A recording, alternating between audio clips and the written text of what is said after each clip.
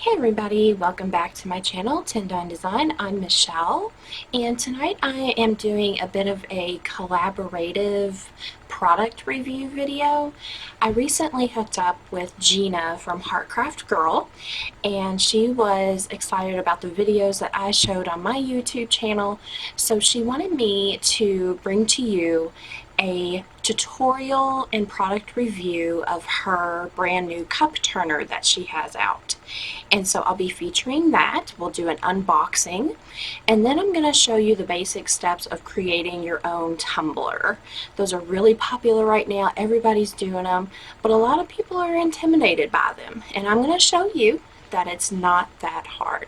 So what we're going to do first is get started with the product review and the unboxing of the cup turner. And everything that I list or that I show in this video, I will put links in the description box below for you. So let's get started.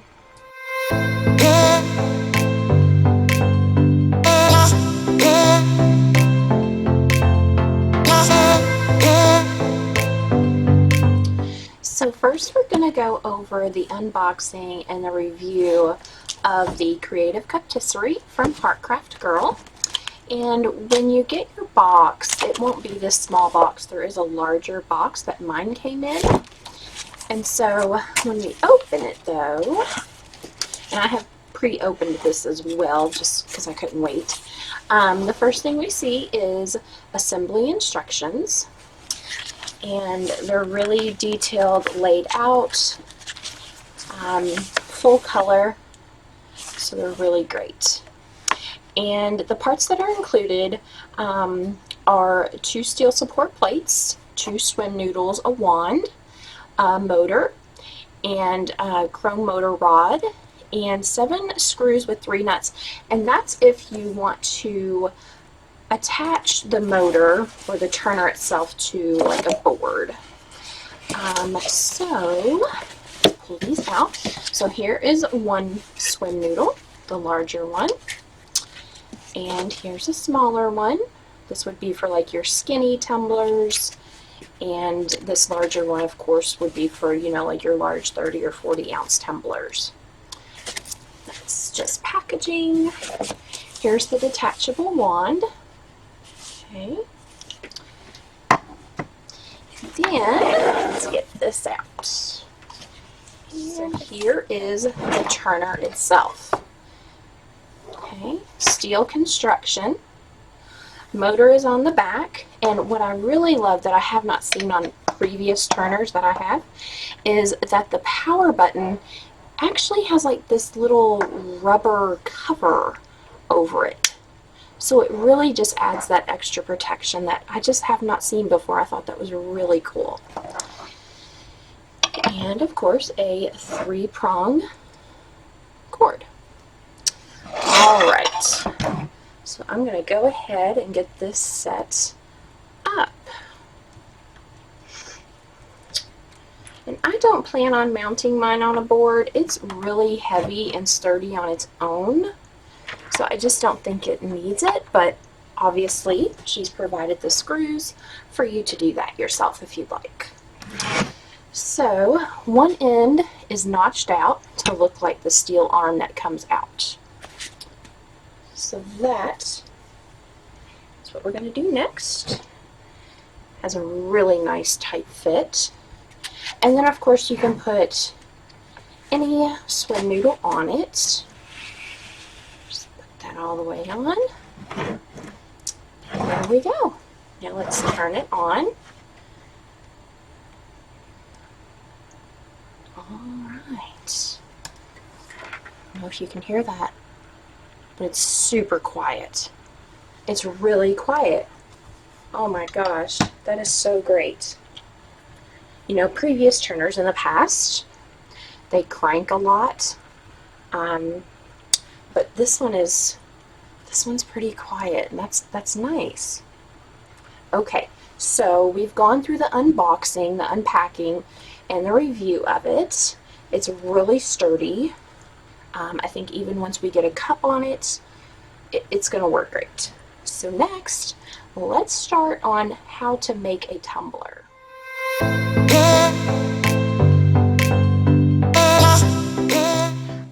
So let's talk about everything that you're going to need to get started.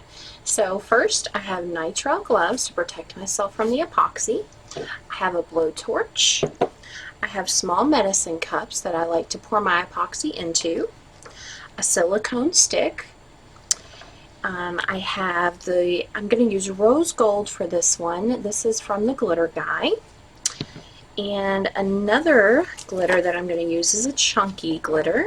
It's called Enchanted, and it is from assassincrafts.com, formerly known as Yaya's.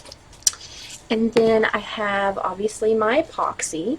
I use Alumilite, and it's two-part, so I have part A and part B. They come in the actual Alumilite bottles when you buy them. However, I like to store them in these squeeze bottles. Makes it really easy to dispense. I have my cup here, which I've already prepped, and there's lots of ways to prep a cup. It's kind of a hot topic in craft groups sometimes, but all I do is I rub mine down with rubbing alcohol, and that's it. And then obviously we have the cup turner from Heartcraft Girl. So I have already put my epoxy, part A and part B, in my cup, and I've stirred it. I usually stir mine for about 2 to 3 minutes. Stir slowly. The better you are at stirring slowly, the less bubbles that you'll have. And I'm doing 10 mLs of epoxy. So I did 5 mLs of A and 5 mLs of B. Okay. And the purpose for the blowtorch is when you're done stirring your epoxy, you can take your blowtorch and just real quick, real lightly run it across the top of your epoxy, and it will pop those bubbles for you. So that is the basic items that you're going to need to get started, and let's go from here.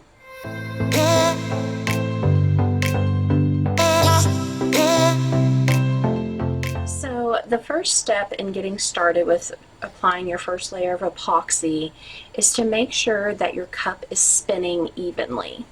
Because epoxy is self-leveling, you need to make sure that it's spinning evenly. So I've plugged it in, just gonna let it spin. I'm gonna watch it, and you can make adjustments just by pushing up on the cup, pushing down on it until you get it just right. And you'll also notice I ended up putting some electrical tape around the top of my noodle. This is just to kind of protect the, noodle and my cup from getting epoxy. Okay, so it looks good, and I'm going to go ahead and get started.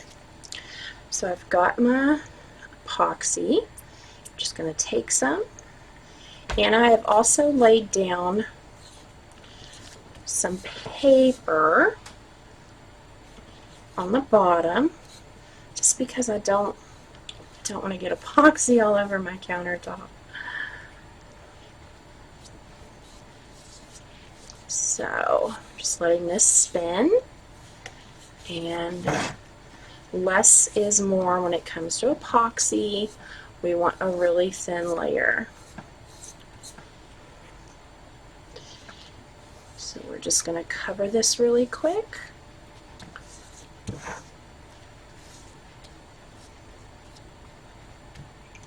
Okay. And another way I like to apply epoxy too is to not let it keep spinning constantly like this. I usually do that with my other cup turners that I've used in the past. But I like this one because it doesn't spin very fast, which is actually really nice. So just keep rubbing down the cup. And I'm going to go ahead and get the bottom of my cup. And I'm not sure if I mentioned it in the segment just before this, but this is a 30-ounce skinny tumbler from hogg.com. That's HOGG.com. And of course I'll put that link below for you. So I'm just skimming off the excess, making it nice and smooth. And as you can see, there are bubbles in this, but that's okay. That's what the blowtorch is for. Alumilite and epoxy, and most epoxies in general, take a long time to cure. So that's what's great about the epoxy method for applying glitter versus like Mod Podge, is that epoxy is very forgiving and it gives you a lot of time to work with. Okay, so I'm going to go ahead and take my gloves off. And I'm going to just let this spin for a few minutes. Done with my epoxy. And then what we're going to do is we're going to take the blowtorch and we're just going to run over it really quickly. Don't stay in one spot. You just want, just glide over the cup. And what we're doing is we're popping the bubbles that have formed in the epoxy. Because even in the camera, I believe you can see them. So we'll go ahead and do that real quick. You don't want to stay in one spot too long, because then you'll start burning your epoxy. Done with the blowtorch, and now comes the fun part of applying the glitter. Make sure, I'm going to get a fresh piece of paper too, because I've gotten some epoxy on that. And to reserve all your glitter that falls off your cup, you want to make sure you have a couple of fresh sheets. So that's what we're going to do. Make sure they're brand new and clean. All right. Now, I'm going to go ahead and we're just going to start laying out our glitter. Okay. And as it turns, the excess will fall off. That's okay.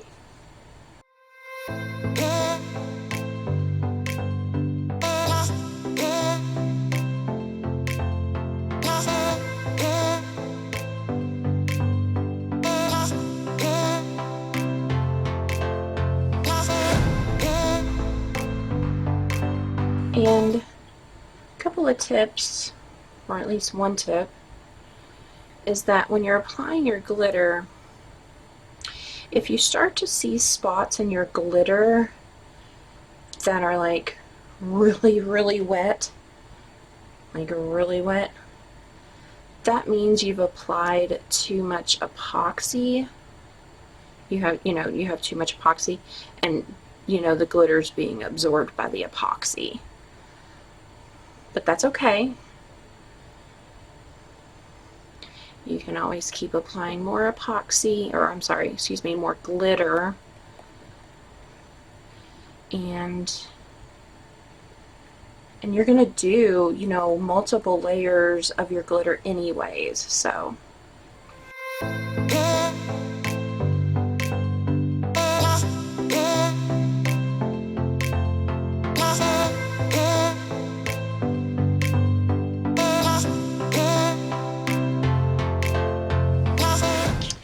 Going to take one sheet of my glitter that fell off my cup, gently fold up the paper, and just funnel the excess back into the bottom. Okay, do that with the other one real quick. So now what we want to do is we want to go ahead and do the bottom of our tumbler. And all I'm going to do is I'm just going to take the turner itself, and I'm just going to angle it and just pour the glitter right on the bottom.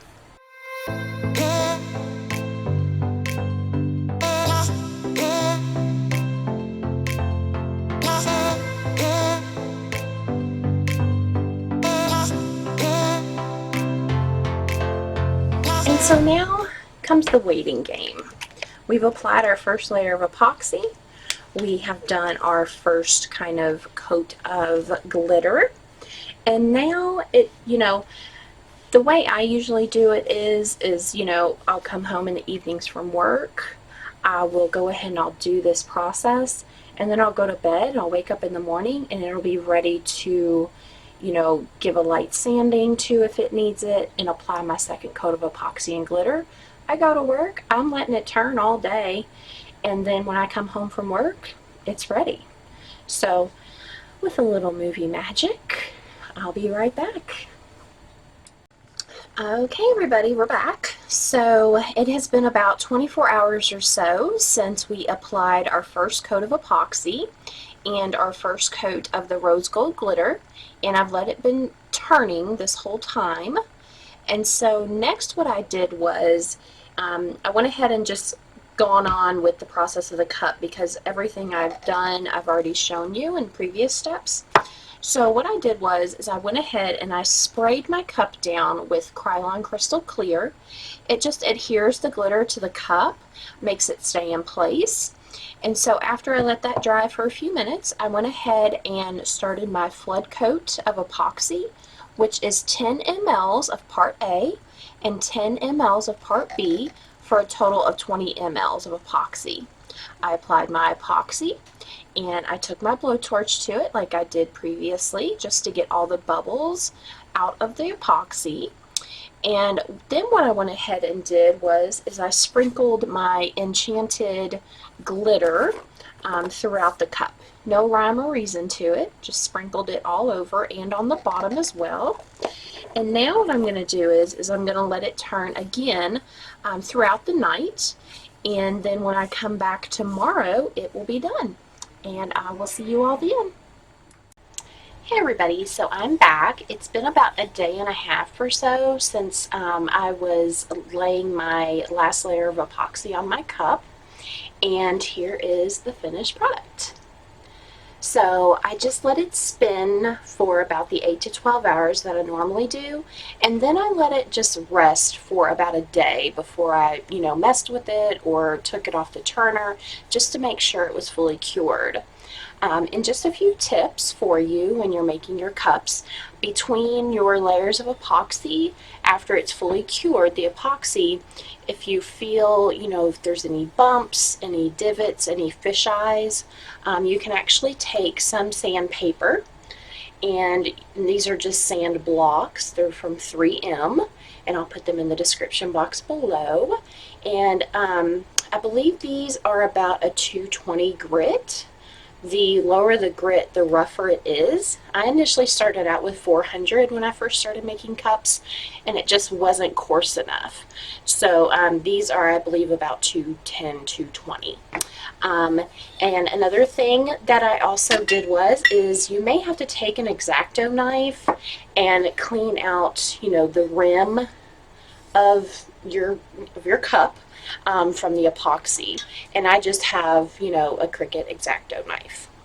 And so that is basically the basics of making a glitter tumbler. So now we're going to go talk about my thoughts on the cup turner from Heartcraft Girl.